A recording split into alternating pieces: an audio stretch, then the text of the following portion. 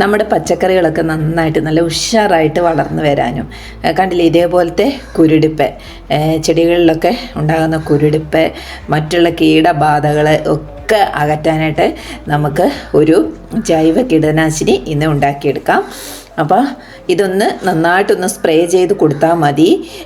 നന്നായിട്ട് നല്ല ഉഷാറായിട്ട് വളർന്നു വരികയും ചെയ്യും, കീടബാധ ഏൽക്കാതിരിക്കുകയും ചെയ്യും. അപ്പോൾ അതെങ്ങനെയാണ് ഉണ്ടാക്കിയെടുക്കുന്നതെന്നാണ് ഇന്നത്തെ വീഡിയോയിൽ കാണിക്കുന്നത്. അപ്പോൾ നമുക്ക് പെട്ടെന്ന് തന്നെ ഒന്ന് ഉണ്ടാക്കിയെടുക്കാം.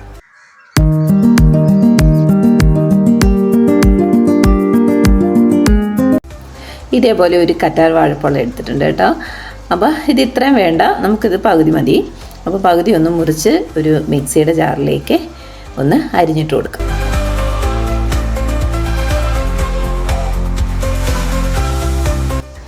ഇനി ഇതിലേക്ക് കുറച്ച് വെളുത്തുള്ളി എടുക്കാം. വെളുത്തുള്ളി കീടങ്ങളൊക്കെ അകറ്റി നിർത്താനായിട്ട് വളരെ നല്ലതാണ്. അപ്പോൾ അതും കൂടെ എടുക്കാം.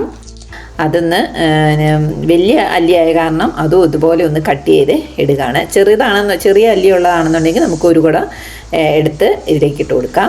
ഇനി ഇത് ആര്യവേപ്പിലയാണ് എടുക്കുന്നത്. ആര്യവേപ്പിൻ്റെ ഇല, ഒരു പിടി ആര്യവേപ്പ് ഇല എടുത്തിട്ടുണ്ട്. അപ്പോൾ അത് ഇട്ട് കൊടുത്തിട്ടുണ്ട്. ഇനി ഇതിലേക്ക് അരി കഴുകിയ വെള്ളം കുറച്ചൊന്ന് അരച്ചെടുക്കാൻ വേണ്ടിയിട്ട് ഒഴിച്ചു കൊടുക്കാം. ഒരു 1/4 ടീസ്പൂൺ അളവിൽ മഞ്ഞൾപ്പൊടിയും കൂടി ചേർത്ത് കൊടുക്കുന്നുണ്ട്.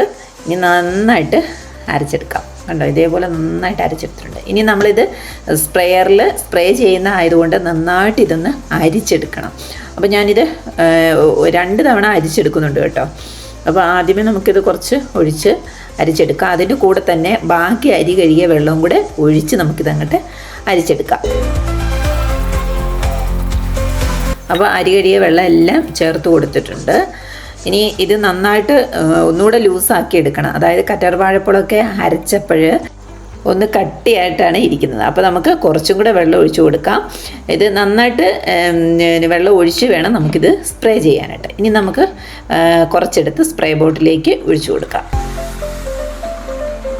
അങ്ങനെ കുറച്ചേ ഒഴിക്കുന്നുള്ളൂ, ബാക്കി വെള്ളം കൂടെ ചേർത്തിട്ടാണ് സ്പ്രേ ചെയ്യുന്നത് കേട്ടോ. അല്ലെങ്കിൽ ഭയങ്കര കട്ടിയാണെന്നുണ്ടെങ്കിൽ ഇതിൽ സ്പ്രേ ബോട്ടിലിൽ അത് സ്റ്റക്കായി പോകും. ഇനി നമുക്ക് പച്ചക്കറിയിൽ നന്നായിട്ട് നല്ല ശക്തിയായിട്ട് തന്നെ സ്പ്രേ ചെയ്ത് കൊടുക്കാം.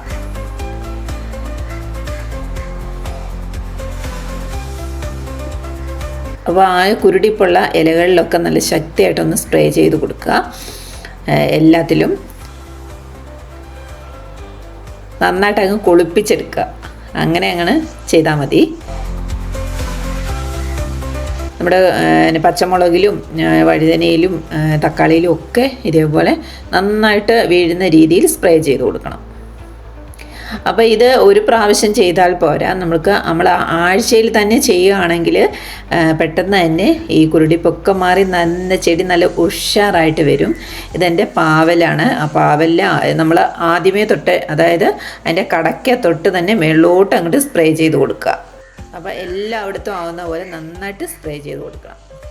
പിന്നില്ലേ, ഇത് പച്ചക്കറികൾക്ക് മാത്രമല്ല കേട്ടോ, നമുക്ക് നമ്മുടെ പൂച്ചെടികൾക്ക്, റോസ് അതേപോലെയുള്ള ചെടികൾക്കൊക്കെ സ്പ്രേ ചെയ്യാം. ഞാനിപ്പോൾ ഇവിടെ റോസിനൊന്ന് സ്പ്രേ ചെയ്ത് കൊടുക്കുന്നുണ്ട്. അപ്പോൾ ചെടികൾക്കും സ്പ്രേ ചെയ്ത് കൊടുക്കാം. അപ്പോൾ എല്ലാവരും ഇതേപോലെയൊക്കെ ഒന്ന് ചെയ്ത് നോക്കി ചെടികളൊക്കെ ഒന്ന് ഉഷാറാക്കി എടുക്കുക. വീഡിയോ യൂസ്ഫുള്ളായെങ്കിൽ സബ്സ്ക്രൈബ് ചെയ്യാനും ഷെയർ ചെയ്യാനും കമൻറ്റ് ചെയ്യാനും മറന്നു പോകരുത്. അപ്പോൾ പുതിയ വീഡിയോയിൽ കാണാൻ. ബൈ.